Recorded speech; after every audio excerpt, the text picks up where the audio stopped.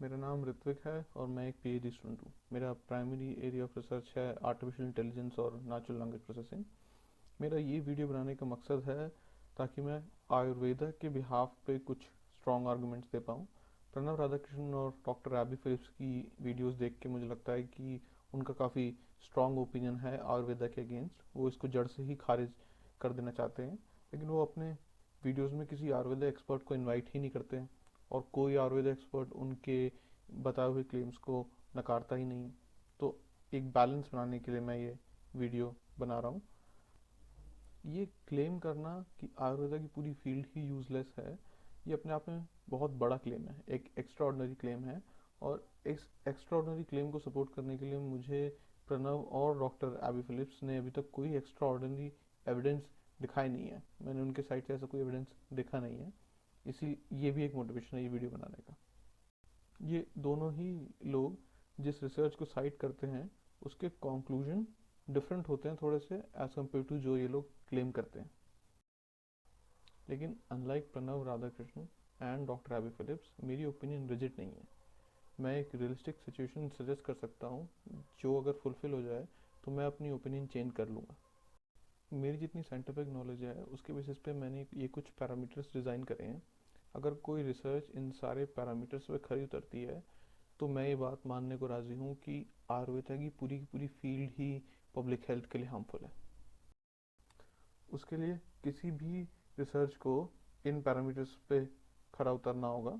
सबसे पहले उसको मल्टीपल पेशेंट्स टेस्ट करने होंगे, उसको सेवरल आयुर्वेदिक मेडिसिन टेस्ट करनी होंगी, मल्टीपल ब्रांड्स होने चाहिए उसके, मल्टीपल बैचेस होने चाहिए मल्टीपल ब्रांड्स के, जोग्राफिकली स्प्रेड होनी चाहिए और डोसेज मेंशन होनी चाहिए कि स्मॉल डोसेज में भी ये आयुर्वेदिक सारी फॉर्मुलेशंस डेंजरस हो सकती हैं। अगर कोई रिसर्च इतना सब कर सकती है तो मैं ये मानने को रेडी हूँ कि प्रॉब्लम आयुर्वेदा के फॉर्मुलेशंस में है।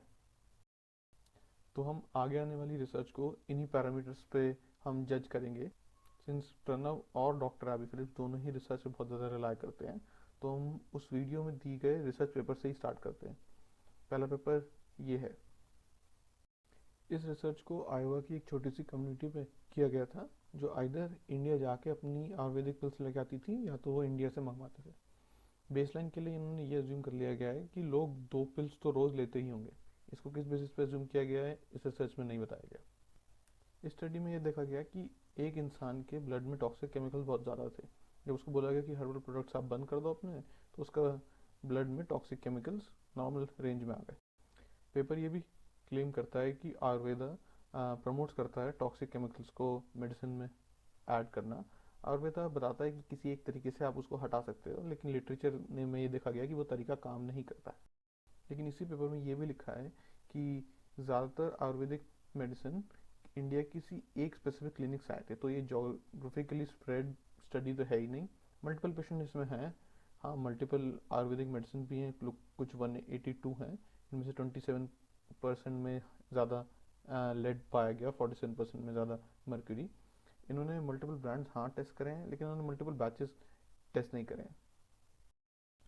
दूसरा पेपर ये है जिसमें रसाशास्त्र के बारे में बताया गया है कि उसके अंदर आप एक हेवी मेटल कॉकटेल आप बना देते हैं और ये भस्मों में ये रेसिपी यूज़ करी जाती है। तो हाँ, ये 2 पेपर पढ़ने के बाद मुझे मुझे भी लगा कि ये भस्मा वगैरह में कुछ ना कुछ तो अजीब बात है।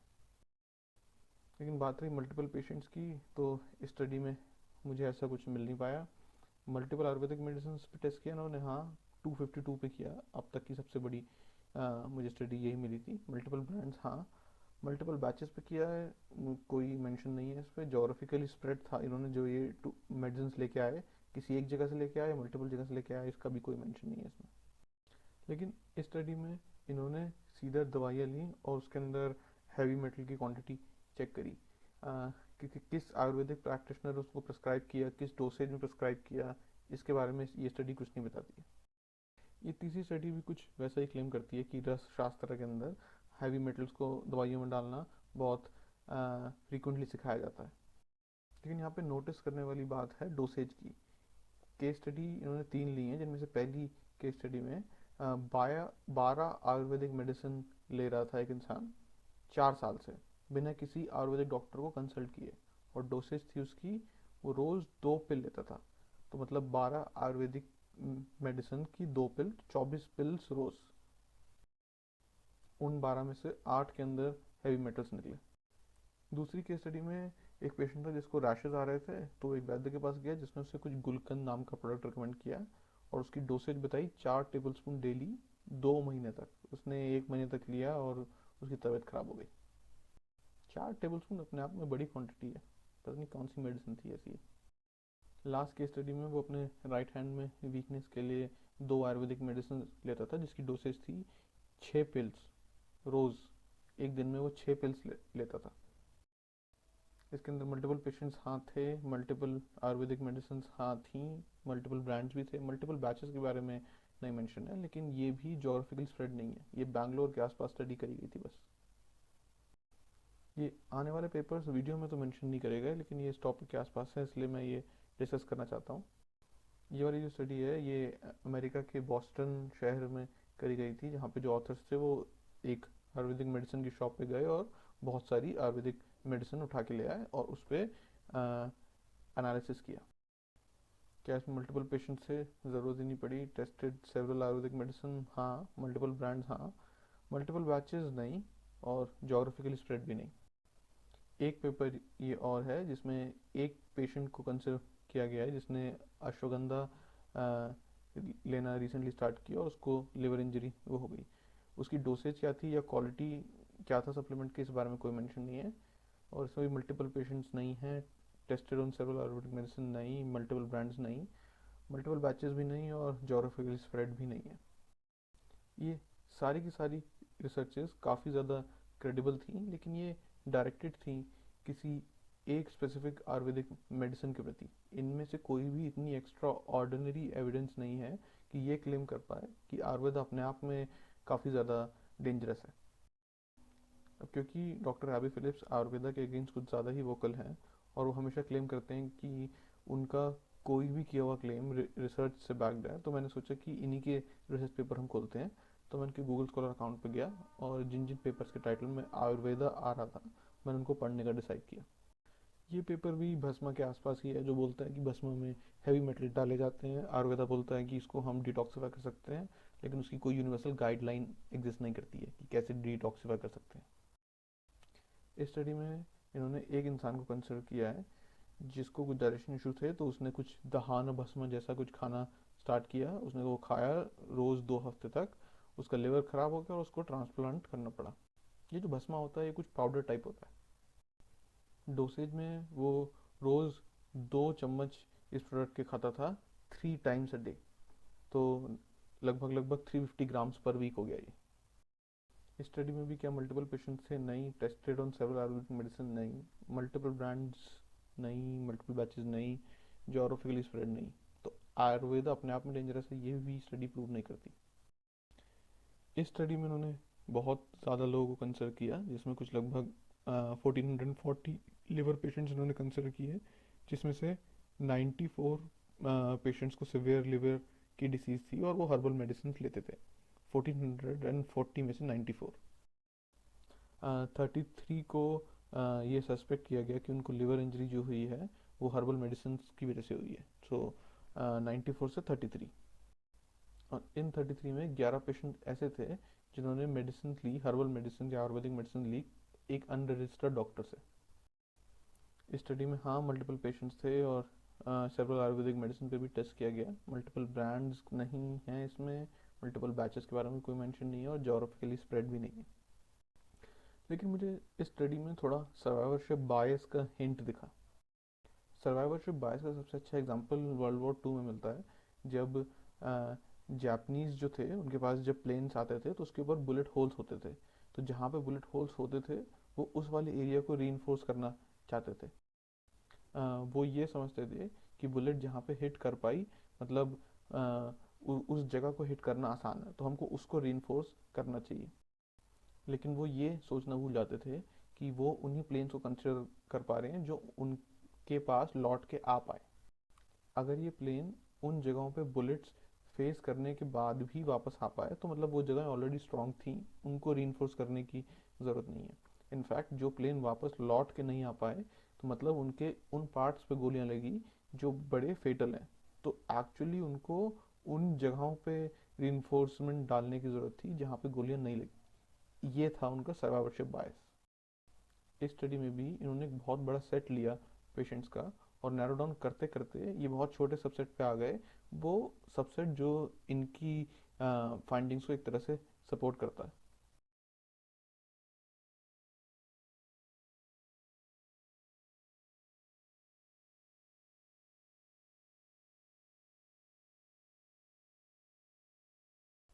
ऑल्सो जब मैंने इनका पेपर का लिंक खोलने की कोशिश करी तो मैं इस पेज पे पहुंच गया जहाँ पे और भी पेपर लिखे हुए हैं जो डॉक्टर एबी फिलिप्स की बिलीव्स के एकदम अगेंस्ट ही जाते हैं।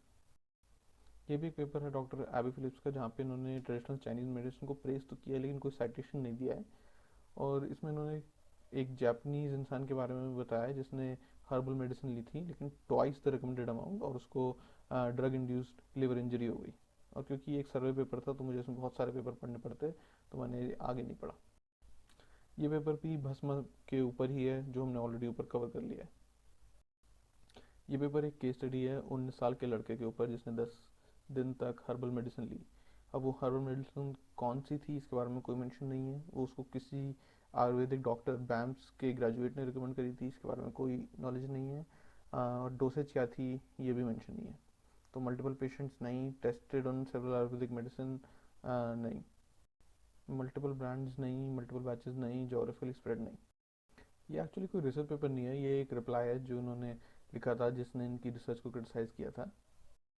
लेकिन इसमें एक अनसब्सटैंशिएटेड क्लेम है जिसमें ये मेंशन करते हैं कि केरला में हेल्थ कंडीशंस इंप्रूव हुई हैं, इसलिए नहीं क्योंकि आयुर्वेदा हर्बल मेडिसिन है, और इसको सपोर्ट करने के लिए उन्होंने एक साइटेशन दिया। जब मैंने उस साइटेशन को जाके चेक किया तो उसमें ऐसा कोई क्लेम नहीं लिखा। ये वाला पेपर 14 साल की एक लड़की के ऊपर एक केस स्टडी है जिसको दौरे आते थे, जिसको हम सीजर्स भी बोलते हैं। 9 साल की एज में उसको दौरे आते थे तो उसके पेरेंट्स ने उसको हर्बल मेडिसिन देना स्टार्ट कर दिया और ढेर सारी हर्बल मेडिसिन दी। जब उन मेडिसिन की टॉक्सिकोलॉजी रिपोर्ट देखी गई तो देखा गया उसके अंदर ढेर सारे हेवी मेटल हैं, और यहाँ तक कि 14% अल्कोहल तक है कुछ कुछ में। तो मेडिसिन रोक दी तो लड़की की हेल्थ में इंप्रूवमेंट आ गया। ये वाली रिसर्च मुझे अब तक की बेस्ट लगी डॉक्टर एबी फिलिप्स की, क्योंकि इन्होंने इसमें फैमिली और पेशेंट दोनों के नेल सैंपल तक ले लिए आर्सनिक पॉइजनिंग रूल आउट करने के लिए। लेकिन इसमें मल्टीपल पेशेंट्स नहीं थे। हाँ, मल्टीपल आयुर्वेदिक मेडिसिन के ऊपर किया टेस्ट, मल्टीपल ब्रांड्स भी किए इन्होंने टेस्ट, लेकिन मल्टीपल बैचेस के बारे में कोई मेंशन नहीं है। लेकिन हाँ, क्योंकि प्रोलॉन्ग यूज़ था और वो मेडिसिन रोकने पर लड़की की हेल्थ इंप्रूव हो गई, तो इसमें ये इंडिकेट किया जा सकता है कि बैचेस यहाँ पे कोई बहुत ज़्यादा इंपॉर्टेंट रोल नहीं प्ले करते। लेकिन फिर भी ये जोग्राफिकली स्प्रेड तो नहीं थी। ये भी कोई एक्चुअल स्टडी नहीं है। यहाँ पे इन्होंने किसी को रिप्लाई किया था जिसने इनकी रिसर्च को क्वेश्चन किया था कि आप जो ये ड्रग इंड्यूस्ड लिवर इंजरी बोल रहे हो, किस बेसिस पे आप कह सकते हो कि ये आयुर्वेदिक मेडिसिन के की वजह से हो रही है। इन्होंने इसमें आर्गूमेंट दिया था कि हमने कुछ टेस्ट हैं ऐसे वो किए हैं जो ये इंडिकेट करते हैं कि ये आयुर्वेदिक मेडिसिन की वजह से हुई है। ठीक है, कोई पॉपुलर टेस्ट होंगे, लेकिन इसके अंदर डॉक्टर फिलिप्स खुद ये मेंशन करते हैं कि उनकी स्टडी लॉन्गिट्यूडनल नहीं थी, स्प्रेड अक्रॉस टाइम नहीं थी, और इनफैक्ट कुछ कुछ केसेस में तो जो पेशेंट थे वो आयुर्वेदिक मेडिसिन क्वाक से, झोला छाप डॉक्टर से ले रहे थे। और बाकी बहुत सारे डॉक्टर एबी फिलिप्स के रिसर्च पेपर्स ऐसे थे जो अवेलेबल नहीं है, जो मैं पढ़ नहीं पाया। सो अब हम स्टार्ट करते हैं वो वीडियो जो प्रणव ने आयुष मिनिस्ट्री को क्रिटिसाइज़ करने के एम से बनाई थी। लेकिन वीडियो में बहुत जगहों पे मैंने ऐसा फील किया कि ये तो आयुर्वेदा को ही क्रिटिसाइज़ करने लग गया है। इस वीडियो में हम प्रणव की मल्टीपल वीडियोस को रेफर करेंगे जो आयुर्वेदा पे बनी है, लेकिन जो बेस वीडियो होगी जो नरेशन आगे बढ़ाएगी और प्रणव की आयुष मिनिस्ट्री वाली वीडियो होगी। This video is brought to you by my supporters on Patreon, Buy Me Coffee, and YouTube. If you'd like,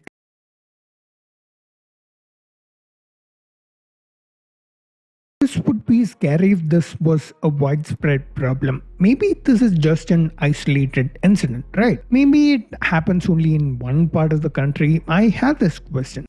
ये एक वैलिड क्वेश्चन था जो मेरे मन में भी आया था। अनफॉर्चुनेटली डॉक्टर अभी फिलिप ने का जो जवाब दिया उसके पीछे कोई एविडेंस नहीं था।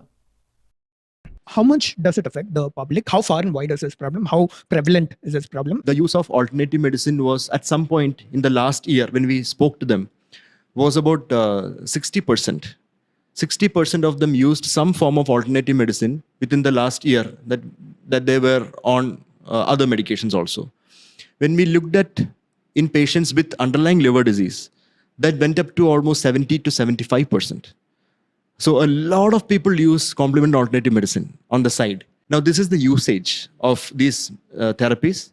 And what we found out that in our studies is that the people who actually use it, more than 1/3 of them develop some sort of adverse event. This is अगर ये प्रॉब्लम पूरे India में काफ़ी ज़्यादा prevalent है, क्योंकि Ayurvedic medicine तो पूरी इंडिया में ली जाती हैं, तो मैं किसी पीयर रिव्यूड रिसर्च पे ज़्यादा रिलाई करूँगा as compared to doctor AB Phillips के स्पोकन वर्ड्स। इनफैक्ट मैं यहाँ पे एक छोटा सा D2 डॉक्टर एबी फिलिप्स पे ही लेना चाहता हूँ। इन्होंने खुद ये क्लेम किया है कि ये आज तक कभी किसी आयुर्वेदा स्कूल में नहीं गए, तो उनको मालूम नहीं वो वहाँ पे क्या पढ़ा जाता है, लेकिन उन्होंने सीधा उसकी बुक्स पढ़ ली हैं। Sebastian Christ says, "Have you studied what is taught in Ayurveda?" Oh, this is that common argument. Yeah, I think Sebastian Christ, which I think is not his real name, should actually go and check my timeline and see everything that I have read, and I have actually put it up on my timeline in Twitter. I mean, you don't need to go to an Ayurveda school to actually see what is in Ayurveda. Just buy off a BAMS textbook and read what is in it. It's in English. There are really good English. I mean, the CCRIS and the Ayush Ministry approved translations are available. Just go read that, and you will know from the first page onwards it's absolute nonsense. That's all you need to do. लेकिन I think अगर कोई same चीज़ modern medicine के साथ करता है कि MBBS के course में एडमिशन लिए बिना वो सीधा बुक्स खरीद के लाए और उसमें से मिस्टेक्स पॉइंट आउट करना स्टार्ट कर दे, तो आई डोंट थिंक उसको भी मॉडर्न मेडिसिन में कोई भी सीरियसली लेगा। और तो और डॉक्टर एबी फिलिप्स मुझे थोड़े से रूड इंसान लगे, क्योंकि ट्विटर पे जब किसी ने इनको क्रिटिसाइज़ किया तो इनका रिस्पॉन्स भी कुछ ऐसा था जैसे किसी ऑनलाइन ट्रोल का होता है। बाय द वे, उस श्लोक का मतलब ये होता है जो आपको स्क्रीन पे दिख रहा है। Maybe doctor AB Phillips को लगता है कि वो अगर सही बात बोल रहे हैं तो उसको किसी भी टोन में बोलेंगे तो उससे कोई फ़र्क नहीं पड़ता, लेकिन मैं ये सोचता हूँ कि people don't care how much you know unless they know how much you care. Internet penetration India में 52% है, यूट्यूब का पेनिट्रेशन सिर्फ 40 करोड़ लोगों तक है, ट्विटर तो 3 करोड़ तक पार नहीं कर पाता। और इंडिया में एस्टिमेटेड आयुर्वेदा के यूजर्स कितने हैं? 75 से लेके 80%। तो अगर डॉक्टर एबी फिलिप्स को लगता है कि वो इस स्पीड पे इस टोन के साथ लोगों में अवेयरनेस फैला पाएंगे, तो उनको वेट करना पड़ेगा 100-200 साल तक। by now. I hope I've explained the importance of doing this kind of testing on any medicine that gets approved for sale. RCT is the gold standard for testing the efficacy of anything that can be called medicine. Now, इसमें तो कुछ disagree करने वाला था नहीं। RCTs are important. Ayurveda, for example, calls these humors the three doshas, Vata, Pitta, and Kapha. Not only do these 5 elements or humors or doshas have no evidence for them, but today we know exactly what the human body is made up of. And it has nothing to do with these 5 elements. In other words, the theory that forms the basis of these systems of medicine is completely disproven. But पर कैसे? मुझे तो लगा था ये अनटेस्टेबल theory है, पर उन्होंने खुद ये बात बोली थी। A long time, and although you can find papers that claim that they have a theory of tridosha, there's no testable theory anywhere. And despite being based on a theory that is untestable, the question is कि आयुर्वेदा ने अभी तक क्या कुछ help करी ही नहीं है modern science की? तो इसका सिंपल सा जवाब है नहीं। आयुर्वेदा ने हेल्थ केयर में होने वाली रिसर्च में थोड़ा थोड़ा पॉजिटिव कंट्रीब्यूशन तो किया है। जैसे इस स्टडी में मेंशन किया गया कि रामन स्पेक्ट्रोस्कोपी से ये देखा गया कि जिंक भस्मा जो है वो ह्यूमन लंग सेल लाइनिंग को ट्रीट करने में थोड़ी हेल्प कर देती है। लेकिन हाँ, रसायन के ड्रग्स एंटी एजिंग इफेक्ट देते हैं, इसका कोई एविडेंस नहीं दिया इन्होंने। ये वाली स्टडी आयुर्वेदा के ऊपर एक अच्छा इंट्रोडक्शन है, लेकिन ये बहुत ज़्यादा रिलाई करती है कोरिलेशन के ऊपर। इसी स्टडी में एक पेपर है जो ये मेंशन करता है कि जो प्रकृति का कॉन्सेप्ट है आयुर्वेदा में वो कुछ कुछ कोरिलेट करता है प्रेजेंट डे साइंस से। इसी पेपर के रेफरेंसेस में मुझे ये एक दूसरा पेपर मिला जो नेचर जर्नल में पब्लिश हुआ है। नेचर जर्नल अब तक के कुछ सबसे ज़्यादा रेप्यूटेड जर्नल्स में से एक है। इस स्टडी में बेसिकली देखा गया कि PGM1 जो जीन है जो एनर्जी प्रोडक्शन के लिए रिस्पॉन्सिबल है, वो पिता प्रकृति वाले लोगों में काफ़ी ज़्यादा होमोजेनस होता है एज़ कम्पेयर टू काफा और वता प्रकृति वाले लोग। ऑब्वियसली इस स्टडी का भी क्रिटिक निकाला जा सकता है, लेकिन मैं ये वीडियो सिर्फ अभी आयुर्वेदा को डिफेंड करने के लिए बना रहा हूँ, इसलिए मैं उस डायरेक्शन में नहीं जा रहा। ये पेपर लिखता तो है कि आयुर्वेदिक मेडिसिन जनरली सेफ मानी जाती है, लेकिन इसका कोई एविडेंस नहीं देता। खैर, इस पेपर में एक अच्छा कैटलॉग दिया हुआ है अगर किसी को देखना हो कि आयुर्वेदिक फॉर्मुलेशंस ने मॉडर्न फार्मेसी की कैसे हेल्प करी है। प्रणव ने खुद अपनी वीडियो में आयुर्वेदा की कंट्रीब्यूशन को हाईलाइट किया है। And Ayurveda has also contributed to this kind of drug development. Mucuna pruriens. I probably butchered that scientific name, but that's a drug that is extracted from a plant that was known to Ayurvedic physicians. And today it's an effective treatment for Parkinson's disease. And another Ayurvedic drug known as Desoris is an effective treatment for psoriasis. और जहाँ तक बात रही आयुर्वेदा में randomise control trial के, तो कितनी Ayurvedic studies में रैंडमाइज कंट्रोल ट्रायल यूज़ किया गया है ये तो आप खुद भी इस वेबसाइट पर जाके अप्रोप्रिएट फिल्टर्स लगा के देख सकते हैं। ऊपर से आयुर्वेदिक फार्मास्यूटिकल कंपनीज इंडिया की इकोनॉमी में भी थोड़ा बहुत कंट्रीब्यूट करती ही हैं, जैसे कि राहुल मेलोदिया की एक केस स्टडी संजीव जुनेजा के ऊपर, जिन्होंने अपना करियर काफ़ी हम्बल बैकग्राउंड से स्टार्ट किया। But then why do they survive? One reason is because the patient's recovery may be due to multiple other factors and need not be due to the medicine. But the people who use the alternative medicine may attribute the recovery entirely to the medicine. हाँ, बिल्कुल हो सकता है कि जो patients हैं वो किसी और फैक्टर की वजह से रिकवर कर रहे हो, लेकिन ये क्लेम करने के लिए या डिस्प्रूव करने के लिए आरसीटी की ज़रूरत है ना।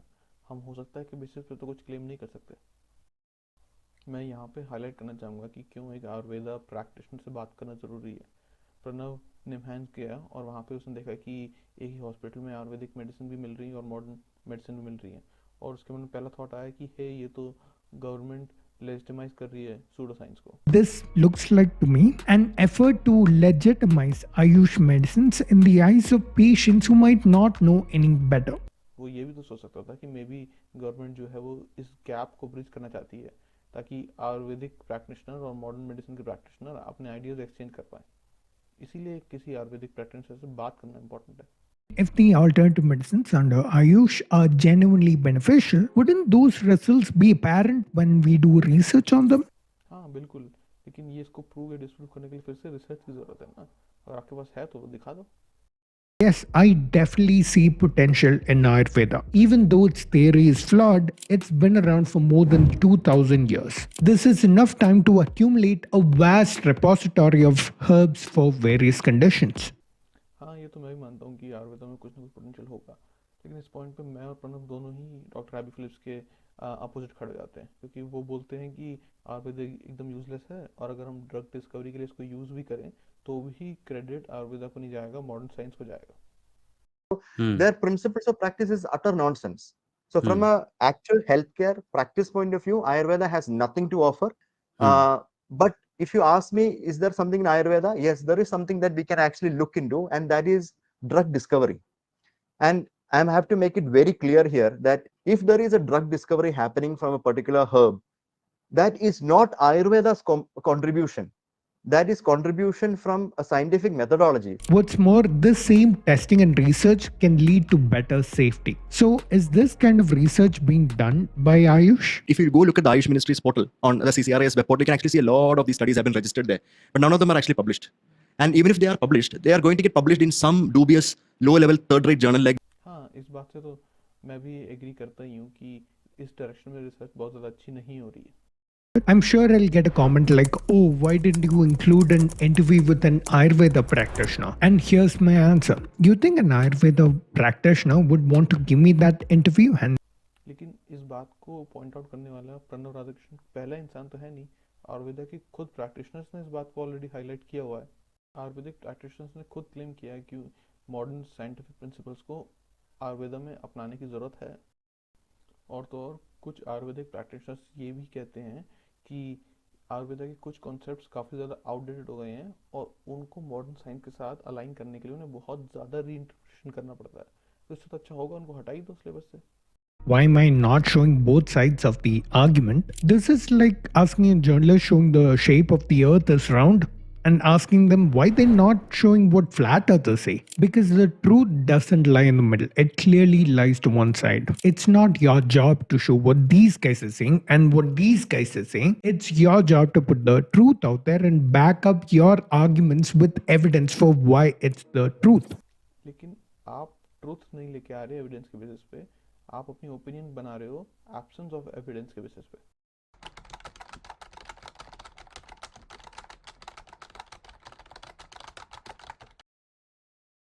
इसीलिए मैं बोलता हूँ कि किसी आयुर्वेदिक प्रैक्टिशनर से बात करना इंपॉर्टेंट है। वीडियो के स्टार्टिंग में डॉक्टर एबी फिलिप्स अश्वास और अरिस्टमास के ऊपर एक क्लेम करते हैं कि उसमें अल्कोहल है। So we have asavas and arishtams in Ayurveda, and that can actually cause alcoholic liver injury because they contain alcohol, up to 10 to 12% alcohol. लेकिन अल्कोहल ऐड करना आयुर्वेदिक के टेक्स्ट बुक्स में लिखा गया है कि नहीं? अगर लिखा गया है तो क्या क्वांटिटी है, क्या डोसेज है? बल्कि रियलिटी में तो उल्टा आयुर्वेदा के प्रैक्टिशनर खुद इस बात को पॉइंट आउट करते हैं कि अल्कोहल को एज अ अडल्ट्रेंट यूज किया जा रहा है इन मेडिसिन में, ऑब्वियसली कुछ एक्स्ट्रा पैसे कमाने के लिए। The models that Ayurveda is based on are also wrong. अरे बट आपने तो कहा था कि अगर कोई थ्योरी गलत है तो उसका मतलब ये नहीं कि उससे निकलने वाली ऑब्जर्वेशन ही हमेशा फॉल्टी होंगी या गलत होंगी। मेरी अपनी फील्ड जो है आर्टिफिशियल इंटेलिजेंस और नेचुरल लैंग्वेज प्रोसेसिंग, ये कुछ ऐसी थ्योरीज पे स्टार्ट हुई थी जिस पे आज कोई भी एग्री नहीं करता। हमारी फील्ड में बैच नाम का एक कॉन्सेप्ट होता है। जब उसे इंट्रोड्यूस किया गया था तो ये माना गया था कि ये कोवेरिएट शिफ्ट नाम की प्रॉब्लम को सॉल्व करता है, लेकिन जब एक्सपेरिमेंट्स हुए तो देखा गया कि वो उसको सॉल्व नहीं करता, वो एक दूसरी प्रॉब्लम सॉल्व करता है जिसको हम रेगुलराइजेशन बोलते हैं। लेकिन उसके बाद भी वो आज यूज़ हो रहा है इवन दो उसकी अंडरलाइंग थ्योरी जो थी वो फॉल्टी थी। हमारी फील्ड में जो हाईएस्ट अवार्ड जो होता है नोबेल प्राइज़ के बराबर, वो ट्यूरिंग अवार्ड होता है, और उसके ही एक रेसिपिएंट ने एक बार कहा था कि साइंस ऐसे ही प्रोग्रेस करती है। हम पहले एक्सपेरिमेंट करते हैं, एम्पेरिकल ऑब्जर्वेशंस हम निकालते हैं और उसके बेसिस पे एक थ्योरी बनाते हैं। पहले एयरप्लेन्स आए थे, उसी के बाद तो एरोडायनामिक की थ्योरी डेवलप हुई थी। It doesn't show an updated understanding of chemistry, which is fundamental to how medicines work in our bodies. हाँ, ये एक सेंसिबल क्रिटिसिज्म है कि वो लोग अपने मॉडल्स को टाइम टू टाइम अपडेट नहीं करते, लेकिन ये भी एक सफिशिएंट रीज़न नहीं है पूरी ब्रांच ऑफ स्टडी को ही डिस्कार्ड कर देने का, क्योंकि फिर सेम प्रिंसिपल तो आप मॉडर्न मेडिसिन में भी अप्लाई कर सकते हो। दुआज लेयर जो है वो ऑप्था के सिलेबस में है कि नहीं हमें नहीं पता। हार्ट अटैक जो स्टडी किया गया था वो आदमियों में किया गया था और ये अज्यूम कर लिया गया कि वुमेन्स में भी सेम सिम्टम देखे जाते हैं, जब आगे जाके रिसर्च हुई तो पता चला ये तो एकदम गलत है। But try to show me a single student or a single practitioner or university of Ayurveda that does not use these models. But you are making a claim, na? Why should I get the responsibility to refute you? The onus of proof lies on you. अगर आप कोई claim कर रहे हैं तो ये आपकी responsibility होती है कि एविडेंस लेके आएँ उसके सपोर्ट में। अगर आप कह रहे हो ये हर किसी को पढ़ा जाता है तो कैसे पढ़ा जाता है, कितना फोकस होता है इसके ऊपर, ये सब जानने के लिए आपको एक आयुर्वेदिक प्रैक्टिशनर से बात करनी पड़ेगी। बल्कि मेरे पास तो एविडेंस है जो ये इंडिकेट करता है कि इवन दो ये मॉडल्स फॉल्टी हैं पर इनको री इंटरप्रेट करके बताया जाता है ताकि मॉडर्न मेडिसिन से ये मॉडल्स अलाइन हो पाए। Okay, so we've established that Ayush drugs are both ineffective and unsafe. हैं कहाँ? आपने तो बस ये पॉइंट आउट किया कि इस फील्ड में रिसर्च अच्छी नहीं होती और कुछ आयुर्वेदिक सप्लीमेंट्स के अंदर टॉक्सिक मेटल्स होते हैं। उससे ये कैसे प्रूव होता है कि आयुर्वेदा की कोई भी मेडिसिन इफेक्टिव नहीं है और कम्प्लीटली अनसेफ है? You are making an extraordinary claim without showing an extraordinary evidence. The Siddha Unani drugs safety study not required. Proof of effectiveness not required. If it's a proprietary drug like Patanjali's Coronal, safety study not required. Proof of effectiveness, just a pilot study is enough. हाँ, ये एक valid argument है कि since इस field में काफ़ी कम regulations हैं तो यहाँ से निकलने वाली जो मेडिसिन होंगी वो हार्मफुल हो सकती हैं, लेकिन स्टिल इसको प्रूव करने के लिए हमें रिसर्च की ज़रूरत है ना। सिर्फ हो सकता है कि बेसिस पे तो हम कोई क्लेम नहीं कर सकते। पर हाँ, इतनी कम रेगुलेशन की वजह से मेरा भी मन थोड़ा उठता सा जा रहा है आयुर्वेदिक मेडिसिन से। We've seen how damaging Ayush has been to the country, but is the situation similar anywhere else? Remember, यहाँ पे प्रणव ने कहा कि Ayush ministry is harming the country, not the Ayurveda. But I think India is the only country where this is being taught as a profession over 5 years, giving a bachelor's degree, a master's degree, and sometimes you can even go for a PhD in Ayurveda. हैं, ये कैसा claim है? Traditional Chinese medicine में भी masters होती है, PhD होती है, और काम्पो मेडिसिन तो जापानीज मेडिकल स्कूल्स के करिकुलम का पार्ट है। It's still the citizens' money, the taxpayers' money that's being used to fund a body that's making an existing problem worse. The Ayush Ministry's budget this year, 2023, stands at 3,647 crore rupees, and it's constantly been increasing every year. चलो मान लिया Ayush ministry आलसी है, पर एक तरफ आप बोल रहे हो कि वो लोग क्वालिटी रिसर्च नहीं करते, फिर आप बोल रहे हो कि उनकी फंडिंग आप काट दो, तो रिसर्च कैसे करेंगे? और ख़राब रिसर्च खाली आयुर्वेदिक मेडिसिन की प्रॉब्लम कहाँ है? अब मॉडर्न मेडिसिन में भी इंडिया में जितने लोग एमडी करते हैं उनको थीसिस लिखना पड़ता है। थीसिस अपने आप में एक टेक्निकल रिपोर्ट या रिसर्च पेपर से कम नहीं होता, लेकिन कहाँ वो रिसर्च पब्लिश होती है? और मैं दूसरों की बात क्यों करूँ? अगर मैं अपनी ही फील्ड को लूँ तो यूजीसी मुझे फेलोशिप देता है रिसर्च करने के लिए, और मेरी फील्ड के जो बेस्ट पब्लिकेशन वेन्यूज़ हैं उसमें मैं सर्च करूँ कि कितने यूजीसी फेलोशिप के रिसिपेंट्स ने आज तक पेपर्स पब्लिश करे हैं, तो एक या दो ही लोग मिलते हैं जिनमें से एक तो मेरा ही पेपर है। तो ये सोचना बेहद गलत है कि ख़राब रिसर्च खाली आयुर्वेदिक मेडिसिन में होती है और कहीं नहीं होती। Outside India, also, Ayurveda doesn't have a great reputation. The US FDA, for example, warned people against the use of Ayurveda for the presence of toxic metals in it, like. ठीक है, लेकिन इमेज तो generic medicine की भी खराब है, तो क्या उनको भी बनाना रोक दे क्या? With the verses of classical Ayurveda, then you'll know that these verses describe lead, mercury, etc., toxic metals as ingredients. लेकिन प्रपोर्शंस कहाँ पर हैं? प्रिस्क्रिप्शंस कहाँ पर हैं? कौन सी बुक ये बोलती है कि आप लेड की टैबलेट्स आलू की चिप्स की तरह बांट दो? आप आयुर्वेदा की टेक्स्ट बुक दिखा रहे हो जिसमें कहीं पे कोने में लिखा हुआ है लेड और मर्क्यूरी। हाँ, ये इंडिकेट तो करता है कि इनको यूज़ किया जाता है आयुर्वेदिक मेडिसिन में, लेकिन उनका क्या प्रपोर्शन होता है इसलिए तो बाकी की बुक पढ़नी पड़ेगी ना, या तो किसी एक्सपीरियंस आयुर्वेदिक प्रैक्टिशनर से पूछना पड़ेगा। वरना अगर ऐसे ही हम मॉडर्न मेडिसिन की भी बुक्स खोलने लग गए तो कहीं ना कहीं उसमें भी हमें कोई पॉइजनस चीज़ लिखी हुई दिख जाएगी। लेकिन उस टेक्स्ट के आसपास लिखा हुआ कंटेक्स्ट भी तो मैटर करता है ना। और सबसे बड़ा एविडेंस जो प्रणव के आर्गुमेंट के अगेंस्ट जाता है वो उसी की दी हुई फोटो में लिखा हुआ है। ये लाइन आप पढ़ सकते हैं। प्रणव की पहली वीडियो में जो आयुर्वेदा के ऊपर टेक था वो थोड़ा माइल्ड था, और मैं उससे थोड़ा एग्री करता भी हूँ कि आयुर्वेदा में पोटेंशियल तो है रास्ता दिखाने के लिए, लेकिन उसमें और रिसर्च की ज़रूरत है। लेकिन फिर उस वीडियो के भी आखिर में आते आते प्रणव कुछ ऐसा क्लेम करने लग गया कि आयुर्वेदा मत यूज़ करो, वो एक सूडो साइंस है। अगर कोई उसको यूज़ करेगा नहीं, उसमें विश्वास करेगा नहीं, तो रिसर्च कौन करेगा फिर उसमें? Is not as serious. After exhausting all other options and after researching whether Ayurveda has effective treatments for your specific case, after consulting with your doctor and making sure it's safe, keep an open mind and try out Ayurveda. Pranav कहता है कि we should keep an open mind about it, लेकिन फिर वो इस direction में नहीं सोचता कि जो हैवी मेटल पॉइजनिंग है ये लैक ऑफ रेगुलेशंस और पुअर मैन्युफैक्चरिंग प्रैक्टिसेस की वजह से भी तो हो सकती है। लेकिन प्रणव का जो वीडियो का थंबनेल है वो सिंपली ये क्लेम कर देता है कि प्रॉब्लम आयुर्वेदा में ही है, और अब तो प्रणव किसी भी तरह की ऑल्टरनेटिव मेडिसिन के ही अगेंस्ट है। There are things like astrology, tarot, Vastu Shastra, crystals, New Age spirituality, all kinds of alternative medicine. All these are traps and scams that you can avoid with a bit of critical thinking. Someone who's just finished a bachelor's degree in alternative medicine, who's just learning about how pseudoscientific it is and doesn't want to practice it, what career options does he or she have?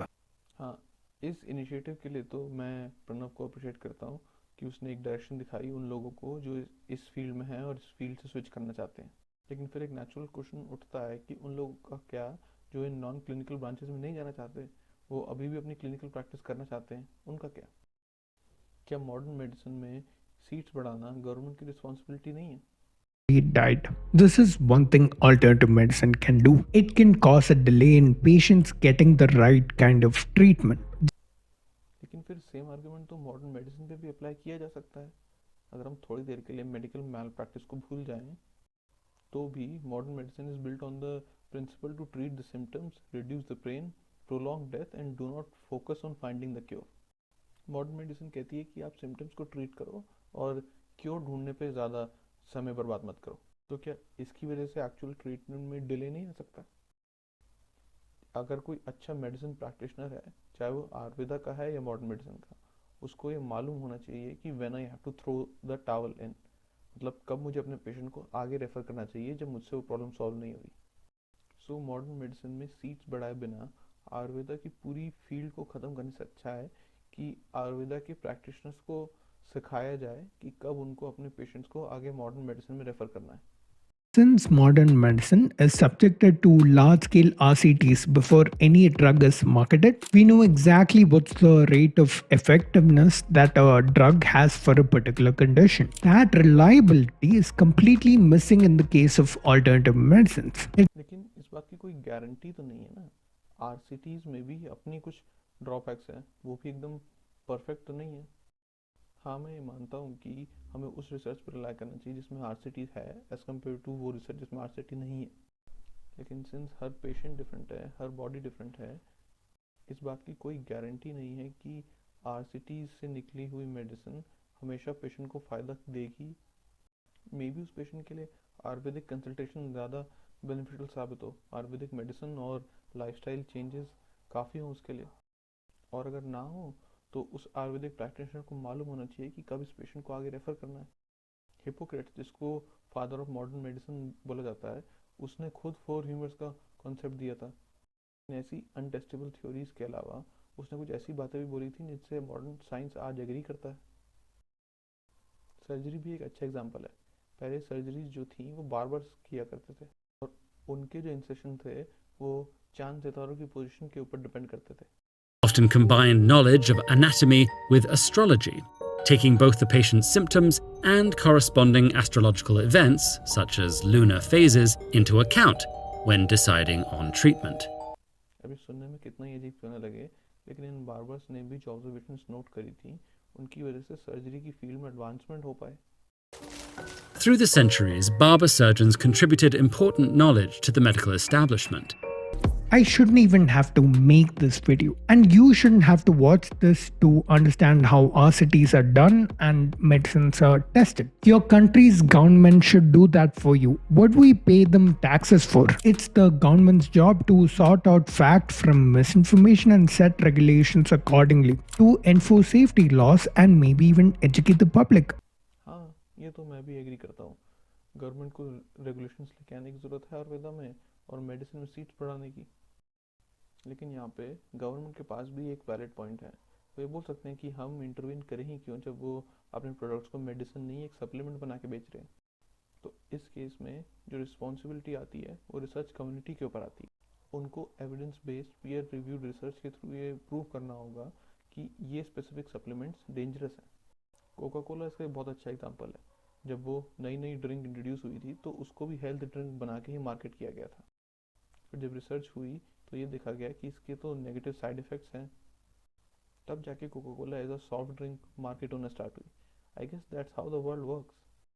लेकिन हाँ, इसके बाद भी government advertisement में तो regulations लेके आ ही सकती है, जो कि अभी पतंजलि के केस में सुप्रीम कोर्ट ने करके दिखा भी दिया। सो चीज़ें धीरे धीरे ही इम्प्रूव होती हैं। सो लास्ट में मेरा अंडरलाइंग पॉइंट यही है कि प्रणव और डॉक्टर एबी फिलिप्स दोनों ही ये प्रूव नहीं कर पाए कि आयुर्वेदा की पूरी फील्ड ही यूजलेस है या फिर हार्मफुल है पब्लिक के लिए। जस्ट बिकॉज आयुष मिनिस्ट्री से कोई हाई क्वालिटी रिसर्च नहीं निकल रही, इससे ये साबित नहीं होता कि आयुर्वेदा की पूरी फील्ड ही यूजलेस है। आयुर्वेदिक फॉर्मुलेशंस ड्रग डिस्कवरी में शायद हेल्प कर सकते हैं, लेकिन फिर उसके लिए हाई क्वालिटी रिसर्च की ज़रूरत पड़ेगी। एंड मोस्ट इम्पॉर्टेंटली, रिलीजियस लोगों को आयुर्वेदिक प्रैक्टिसेस पे होने वाले क्रिटिसिज्म को अपने रिलीजन पे क्रिटिसिज्म नहीं लेना चाहिए। और वो लोग जो उस रिलीजन में या किसी भी रिलीजन में बिलीव नहीं करते, उनको ऑल्टरनेटिव मेडिसिन के कॉन्सेप्ट को कम्प्लीटली रिजेक्ट नहीं करना चाहिए बिना किसी एविडेंस के। जय हिंद।